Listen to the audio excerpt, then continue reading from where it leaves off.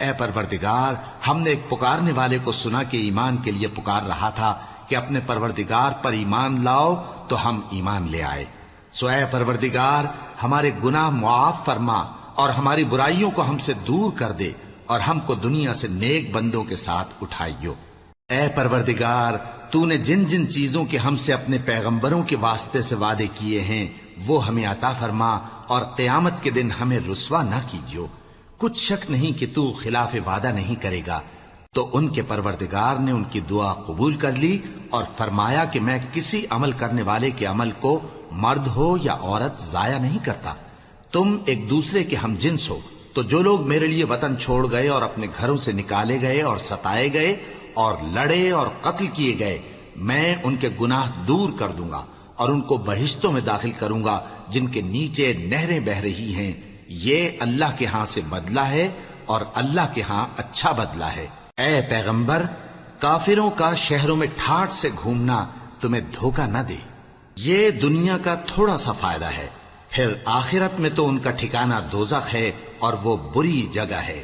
لیکن جو لوگ اپنے پروردگار سے ڈرتے رہے ان کے لیے باغ ہیں جن کے نیچے نہریں بہ رہی ہیں، اور وہ ان میں ہمیشہ رہیں گے۔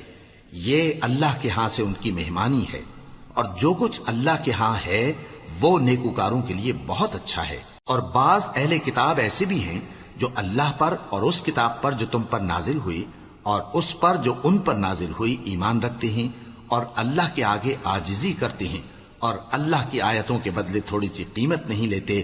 یہی لوگ ہیں جن کا صلہ ان کے پروردگار کے ہاں تیار ہے، اور اللہ جلد حساب لینے والا ہے۔ اے اہل ایمان، کفار کے مقابلے میں ثابت قدم رہو اور استقامت رکھو اور مورچوں پر جمے رہو، اور اللہ سے ڈرو تاکہ مراد حاصل کرو۔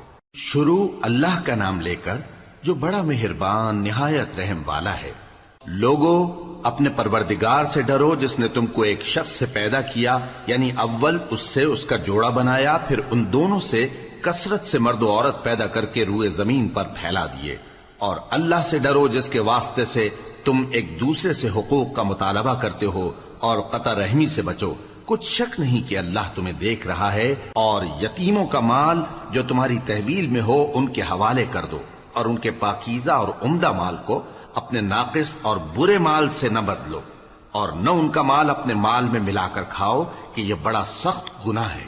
اور اگر تم کو اس بات کا خوف ہو کہ یتیم لڑکیوں کے بارے میں انصاف نہ کر سکو گے، تو ان کے سوا جو عورتیں تم کو پسند ہوں، 2 یا 3 یا 4 ان سے نکاح کر لو۔ اور اگر اس بات کا اندیشہ ہو کہ کئی عورتوں سے انصاف نہ کر سکو گے، تو ایک ہی عورت سے نکاح کرو یا باندی سے تعلق رکھو جس کے تم مالک ہو۔ اس طرح تم بے انصافی سے بچ جاؤ گے۔ اور عورتوں کو ان کے مہر خوشی سے دے دیا کرو۔ ہاں، اگر وہ اپنی خوشی سے اس میں سے کچھ تم کو چھوڑ دیں تو اسے مزے سے کھا لو۔